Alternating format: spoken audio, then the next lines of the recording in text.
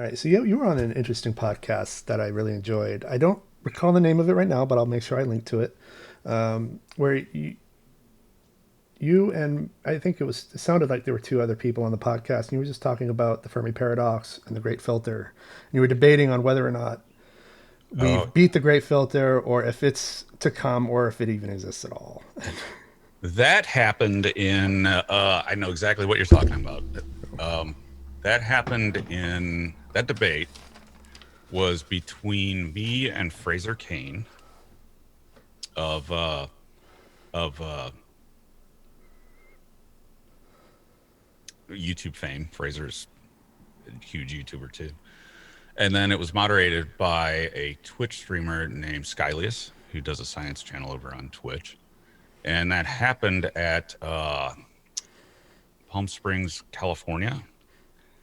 We were part of a science themed vacation, and we thought, well, let's all do internet content, and we just decided to do that one while we were standing at the bar drinking margaritas, and that's how that debate came about. Yeah, I enjoyed that, and it got me thinking more optimistically. Like, oh, I never like because I do think about the Great Filter a lot, maybe a little too much, and the Fermi paradox. And it never occurred to me to maybe consider the idea that we beat it, maybe simply by even going to the moon or something like that. I mean, it's maybe it's too optimistic, but the fact that that never even occurred to me. The Fermi paradox is, I think, already explained by one filter, and we are far past it.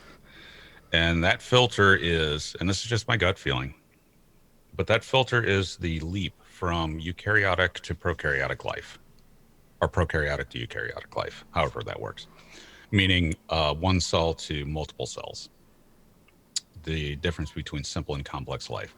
It took Earth 1.8 billion years, life on Earth, to make that leap. And it required one organism to absorb another without digesting it. And that to me seems very unlikely to happen very often. And that probably is the filter. So if we head out into the universe, we will find very, very simple unicellular life, and a lot of it, probably not hard. But very, very rarely will we find anything more complex than that, which is just something that's, an amoeba or something like that, or, something more complex than that. And to get to our level, intelligence is probably very, very rare. And that explains the Fermi paradox, that its intelligence is simply unbelievably rare, and that it may only happen once or twice in the lifetime of a galaxy, and there's no guarantee that it'll happen exactly at the same time. So the two civilizations might appear in a galaxy over its lifetime, but live at different times and never know about each other. So I think that that's probably the most viable solution to the Fermi paradox. And that when we worry about things like, well, will we destroy ourselves and things like that, the point is we haven't. We're still here. Yeah. So, and the 20th century was rough, um, but we're here, you know, and right now we're going through a natural disaster, a pandemic, and we're here, and we have figured out, most of us have figured out ways to cope with it and trudge on.